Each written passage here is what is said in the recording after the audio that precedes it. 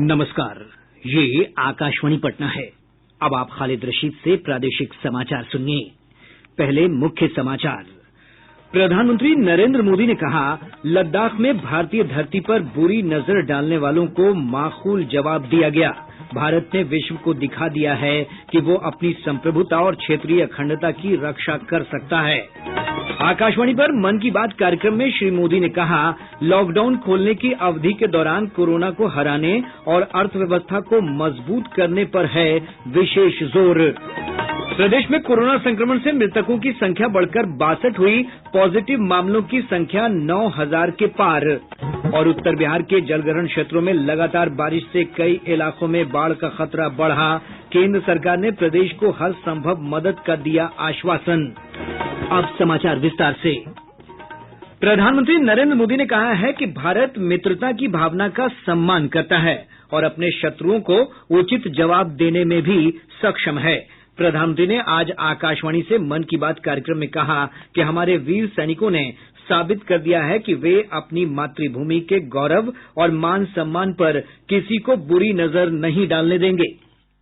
दुनिया ने इस दौरान भारत की विश्व बंधुत्व की भावना को भी महसूस किया है और इसके साथ ही दुनिया ने अपनी संप्रभुता और सीमाओं की रक्षा करने के लिए भारत की ताकत और भारत के कमिटमेंट को भी देखा है। लद्दाख में भारत की भूमि पर आंख उठाकर देखने वालों को करारा जवाब मिला है। भारत मित्रता निभाना जानता है तो आंख में आंख डालकर देखना और उचित जवाब देना भी जानता है। हमारे वीर सैनिकों ने दिखा दिया है कि वो कभी भी मां भारती के गौरव पर आंच नहीं आने देंगे। श्री मोदी ने कहा कि हमारे जो वीर जवान शहीद हुए हैं, उनके शौर्य को पूरा देश नमन कर रहा है। इन सैनिकों के परिवारों की तरह ही हर भारतीय उन्हें खोने का दर्द का अनुभव कर रहा है।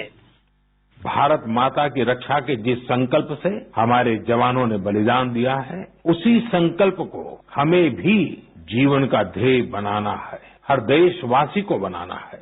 हमारा हर प्रयास इसी दिशा में होना चाहिए जिससे सीमाओं की रक्षा के लिए देश की ताकत बढ़े, देश और अधिक सक्षम बने, देश आत्मनिर्भर बने। यही हमारे शहीदों को सच्ची श्रद्धांजलि भी होगी। प्रधानमंत्री ने रक्षा क्षेत्र की तैयारी के महत्व का भी उल्लेख किया। श्री मोदी ने कहा कि कोई भी मिशन जन भागीदारी के बिना सफल नहीं हो सकता। भारत ने हमेशा संकटों को सफलता की सीढ़ियों में परिवर्तित किया है। इसी भावना के साथ हमें आज भी इन सारे संकटों के बीच आगे बढ़ते ही रहना है।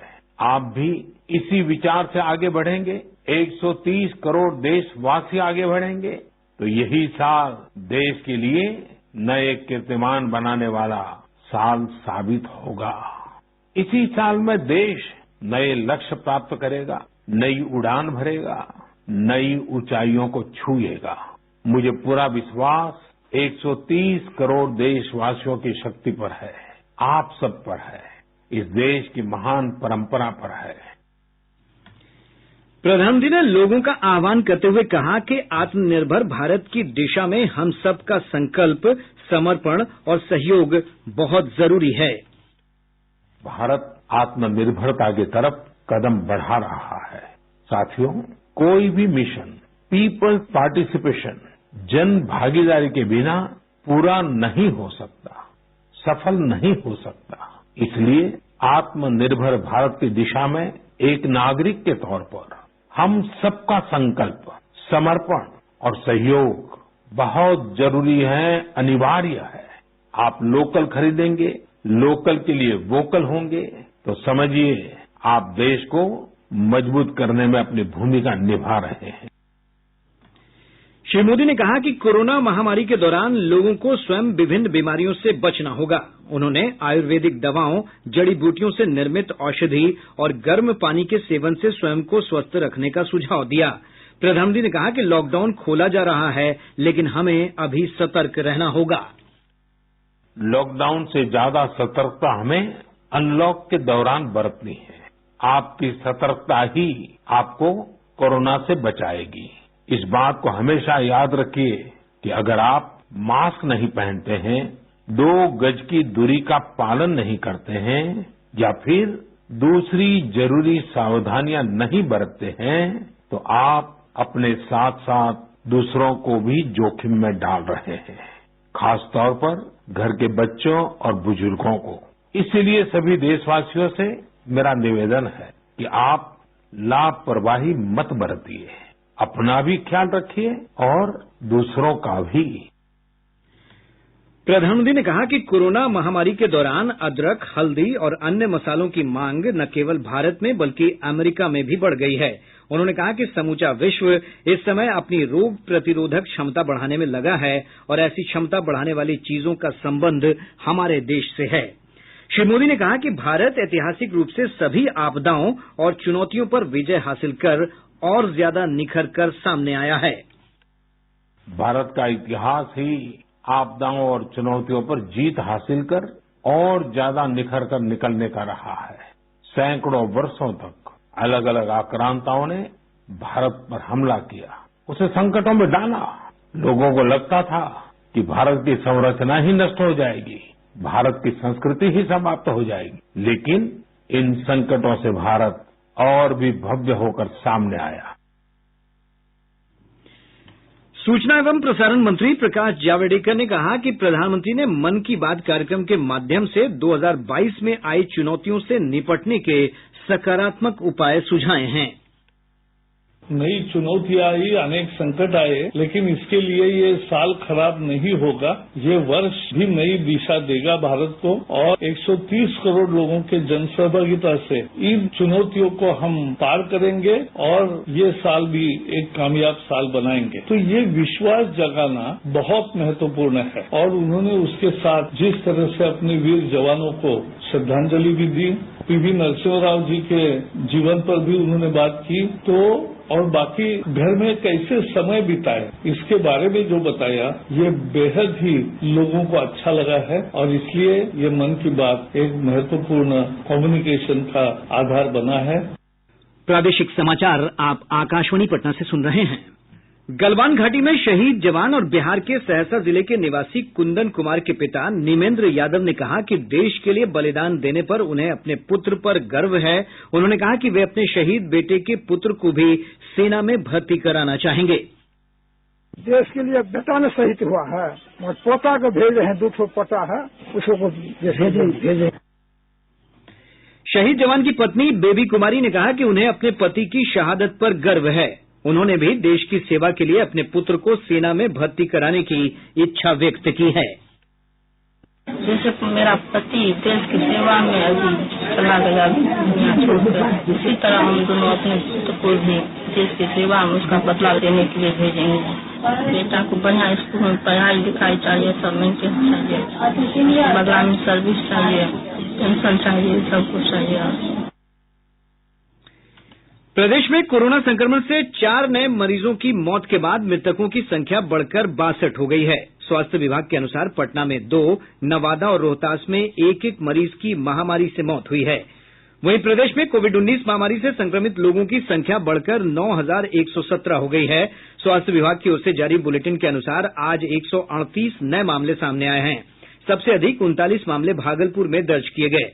वहीं पटना में 20, जहानाबाद में 12, बेगूसराय में 9, औरंगाबाद में 8, नालंदा और मुंगेर में 7-7, रोहतास में 6 और शेखपुरा में 5 मामले रिकॉर्ड किए गए हैं। स्वास्थ्य विभाग ने बताया है कि अब तक 7,156 कोरोना संक्रमित स्वस्थ होकर अपने घर लौट चुके हैं। पिछले 24 घंटों के दौरान 226 मरीज स्वस्थ हुए हैं। प्रदेश में 78% लोग महामारी से मुक्त हो चुके हैं। विभाग के अनुसार वर्तमान में कोविड-19 के सक्रिय मामलों की संख्या 1,898 है।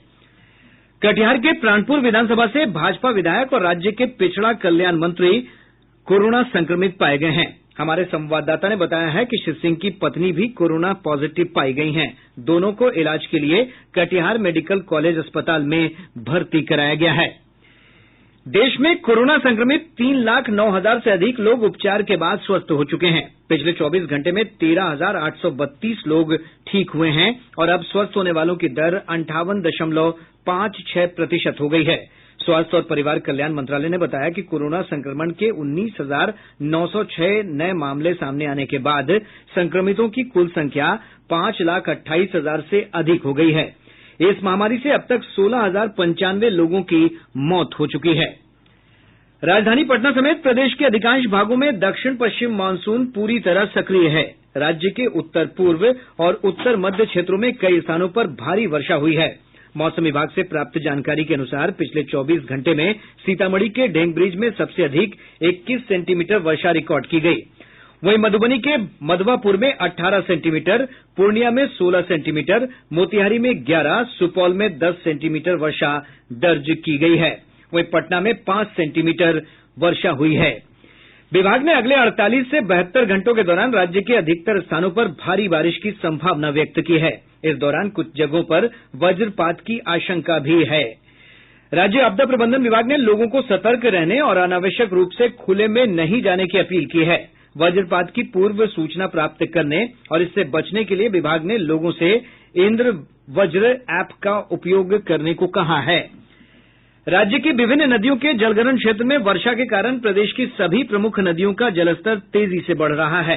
गंडक, बागमती, कमला बलान, कोसी, महानंदा और परमान नदी विभिन्न स्थानों पर खतरे के निशान से ऊपर बह रही है।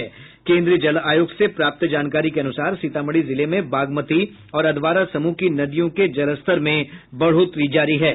महानंदा नदी का जलस्तर पूर्णिया जिले के ढेंगरा घाट में लाल निशान से 85 सेंटीमीटर ऊपर है। वहीं परमान नदी का जलस्तर अररिया में खतरे के निशान से 64 सेंटीमीटर ऊपर दर्ज किया गया है।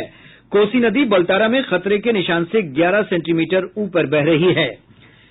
गृह मंत्री अमित शाह ने कहा है कि राज्य में विभिन्न नदियों में बाढ़ की स्थिति पर केंद्र की नजर है। श्री शाह ने आज इस संबंध में मुख्यमंत्री नीतीश कुमार से बातचीत की। बाढ़ के खतरे की आशंका को देखते हुए केंद्र सरकार ने बिहार को हर संभव मदद का आश्वासन दिया है। राज्य सरकार ने राजधानी पटना से बिहार के उत्तरी छोर को जोड़ने वाले महात्मा गांधी सेतु के समानांतर नए पुल के निर्माण के लिए 2 चीनी ठेकेदारों के टेंडर को रद्द कर दिया है।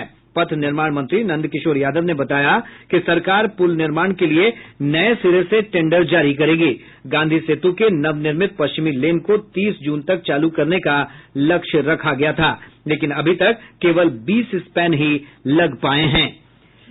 पश्चिम चंपारण के नरकटियागंज प्रखंड के चमुआ और मनवा परसी पंचायतों में टिड्डी दल के हमले के बाद किसान अपने खेतों के बचाव के कार्यों में लग गए हैं। जिला कृषि पदाधिकारी विजय प्रकाश ने बताया कि टिड्डियों को भगाने के लिए किसानों को ध्वनि उत्पन्न करने वाले यंत्रों का इस्तेमाल करने की सलाह दी गई है। कृषि मंत्री प्रेम कुमार ने कहा है कि विभाग के क्षेत्रीय पदाधिकारी मामले की जांच कर रहे हैं।